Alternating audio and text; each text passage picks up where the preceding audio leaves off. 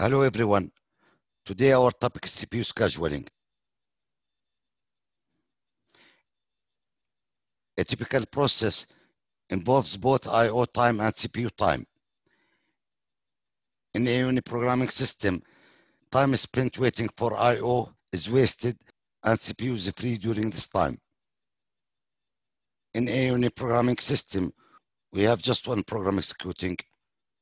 If we have I/O operation, then the CPU will be idle until the operation is completed. In multiprogramming systems, one process can use CPU while another is waiting for I/O. In multiprogramming system, we have different programs or processes: process 1, process 2, process 3, and the number of processes stored in memory and ready for execution is called degree of multiprogramming. So if the CPU is now executing process 1 and we have input-output operation here, then the CPU can switch to another process, for example, process 2 or 3, depending on the scheduling policy. And this switching is possible only with CPU scheduling. In a single processor system, if we have only one CPU, only one process can run at a time. Other processes must wait until the CPU is free and can be rescheduled. The objective of multiprogramming is to have some process running at all times to maximize CPU utilization. Several processes are kept in memory and ready for execution. When one process has to wait, the operating system saves its status and takes another process to be executed. And this pattern continues. Every time one process has to wait, another process can take over use of the CPU. In the ready queue, we have several processes ready for execution and waiting for the CPU. The selection of the next process from the ready queue to be executed is carried out by the short-term scheduler, or also called CPU scheduler. Here we have to note that the ready queue is not necessarily a first-in, first-out queue.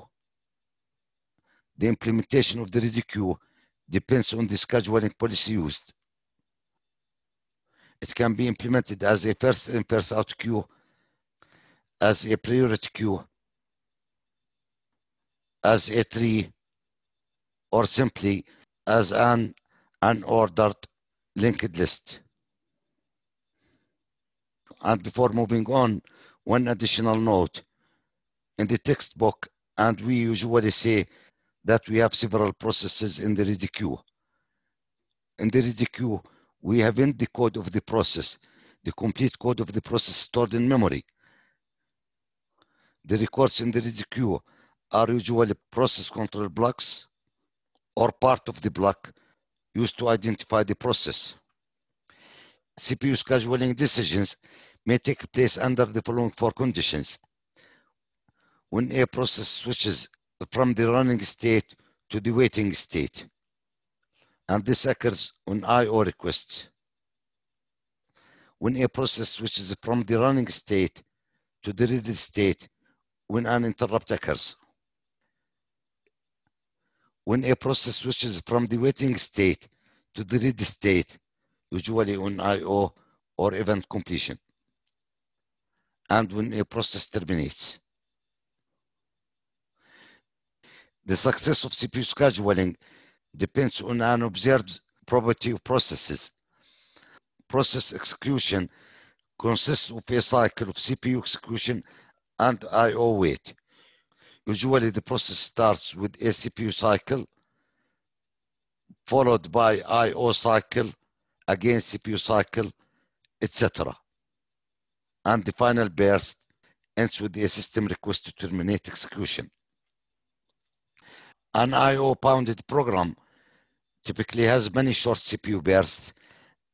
A CPU bounded programming have a few long CPU bursts. In most cases, business processes are I/O bounded and scientific processes are CPU bounded.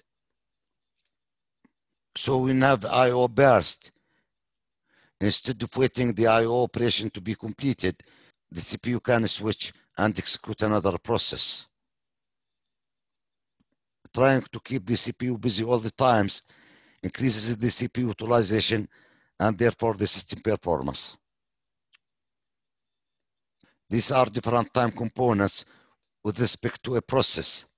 Arrival time, time at which the process arrives in the ready queue.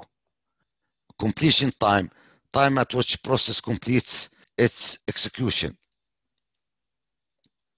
Burst time, time required by a process for CPU execution. Turnaround time, time difference between completion time and arrival time. So turnaround time equals to completion time minus arrival time. Waiting time, time difference between turnaround time and burst time. So waiting time equals to turnaround time minus burst time. The objectives of process scheduling algorithm are maximum CPU utilization, keep CPU as busy as possible, maximum throughput. Throughput is defined as the number of processes that complete their execution per time unit. Minimum turnaround time, time taken by a process to finish execution.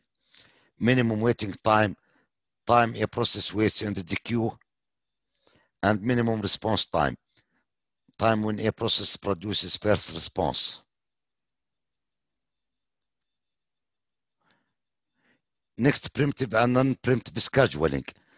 In non-preemptive scheduling, once the CPU has been allocated to a process, the process keeps the CPU until it releases the CPU either by terminating or by switching to the waiting state.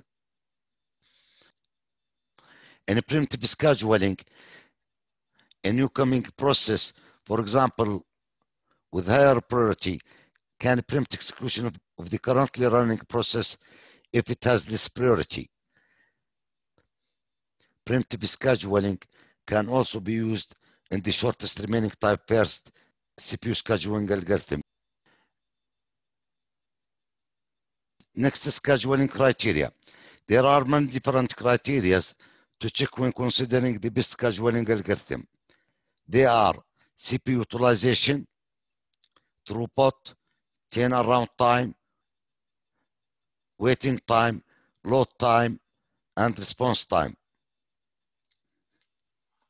Load time is defined as the average number of processes residing in the ready queue waiting for their turn to get into the CPU.